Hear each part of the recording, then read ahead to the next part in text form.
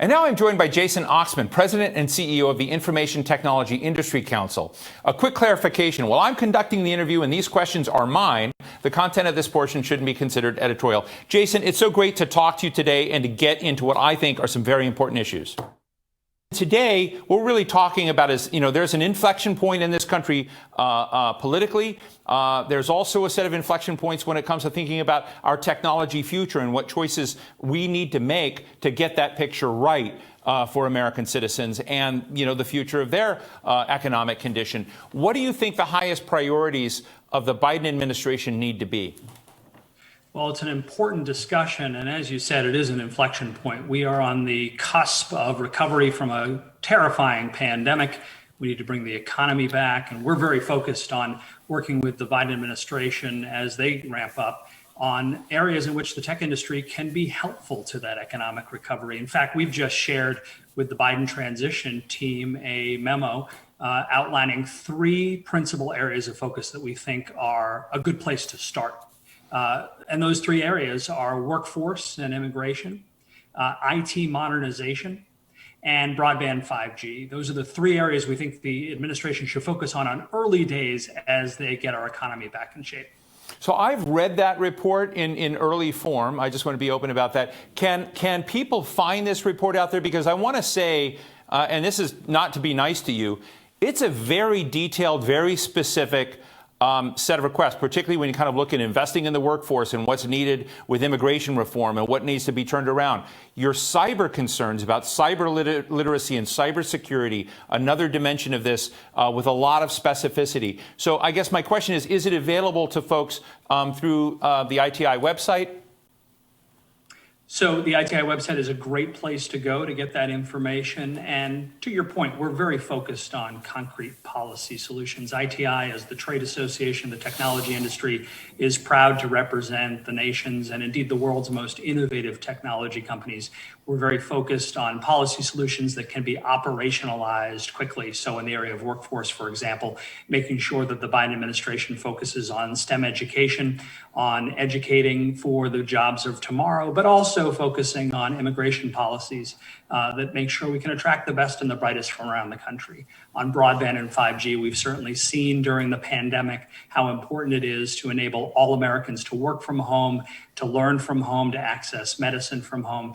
And we've got a digital divide that still needs to be addressed by investing $80 billion in infrastructure to make sure we get that broadband and 5G out to everyone. And on IT modernization, we've seen in just recent days the importance of ensuring a robust and secure federal IT infrastructure. The federal government needs to make investments in securing their infrastructure and modernizing their infrastructure and making sure the federal government has the best systems available as well. You're very passionate in this brief to the Biden administration on 5G, on broadband connectivity, high quality broadband connectivity. And I was reading it, it sort of sounds like 5G for all, if you will. Is $80 billion enough? And given the fact that we've been talking about the digital divide and the lack of, connectivity to key parts of the country and key parts of citizens that are being left behind, do you have confidence that focus and dollars and strategy can finally solve this problem? Those are the things that we need. It is a combination of that focus and strategy and dollars. $80 billion is certainly a good start. It's probably not enough to get us all the way there, but it addresses the critical issue that we've seen exposed in the last few months, and that is there are still somewhere in the neighborhood of 15 million American families that have no access to broadband whatsoever. There are millions more who have speeds that are not sufficient for remote work and remote learning. And we need to address that immediately. And it is an all of the above approach in terms of technology as well. We need to invest in 5G infrastructure and make sure we have sufficient spectrum and sufficient infrastructure to make 5G happen. But 5G can't address every address in the country. So it's a combination of wireline and wireless infrastructure that we need to invest in. But to the nation's needs for the next economic downturn, and certainly to recover from this one, we need to make sure everybody is wired and can address the digital infrastructure of the future. Jason, I remember years ago, it was just after 9/11 had occurred, actually, then former Defense Secretary Bob Gates, who was before that president of Texas A&M, and I wrote companion pieces in the New York Times on the importance of America not cutting itself off from smart, bright people who wanted to come to America and train and get, educated, often in technology positions to work, in the United States, because, America being the brain drain problem for the rest of the world was very good, for this nation in terms of rooting, high quality innovation and whatnot. The Trump administration went a very different direction than that, and you've asked for a lot of repeals. How serious, how deeply have we cut into America's pool of talent by closing off so many folks from coming into this country? Well, for more than 2 centuries, we've been a nation of immigrants. And in the technology industry in particular, we know that a significant percentage of ITI members' companies were founded by first or second generation Americans. What we want to do is attract the best and the brightest from around the world to get their education here, to attract people to attend our world-class colleges and universities.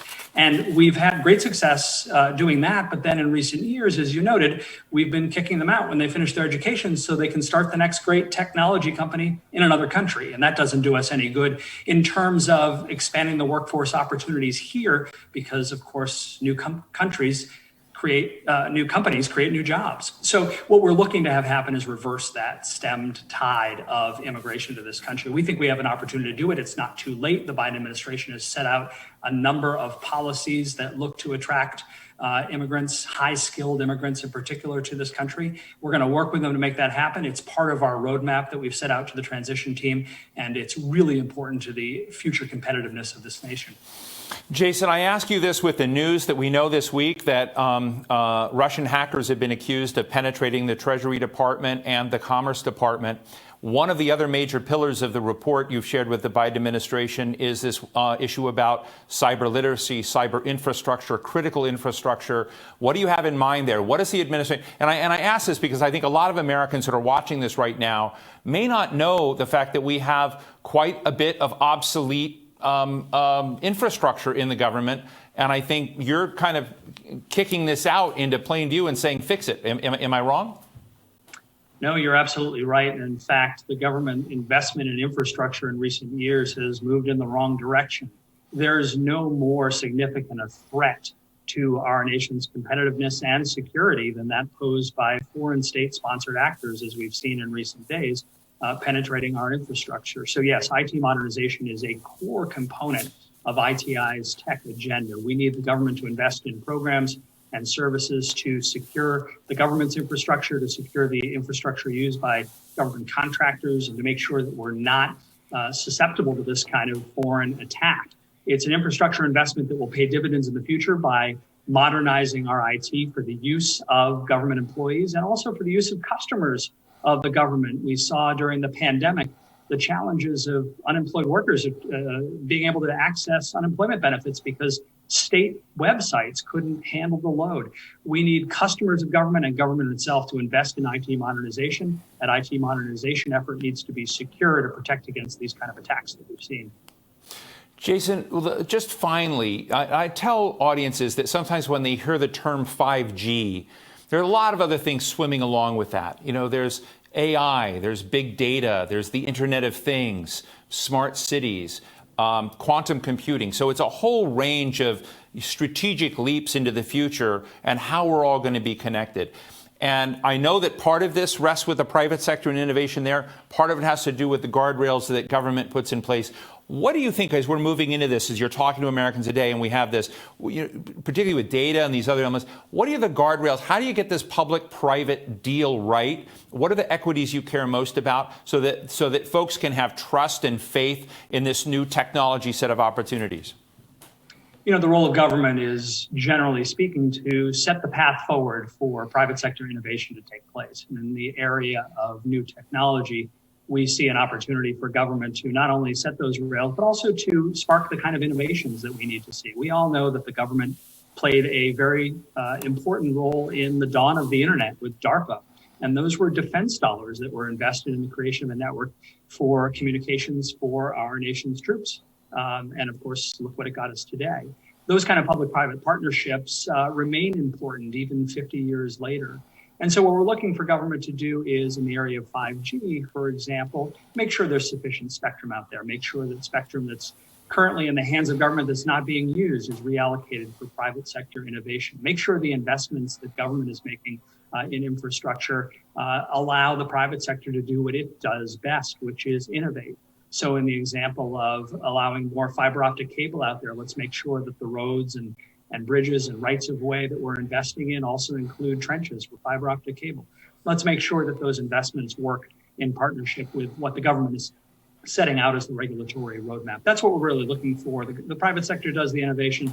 The government sets the rules of the road that make it happen and free those innovators to do what they do best.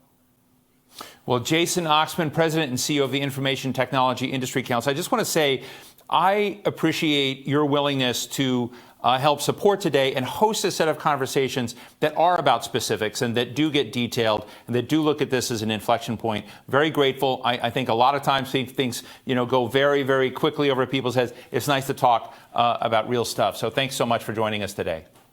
Thanks for leading us all in a great and important conversation about the role of technology and the future.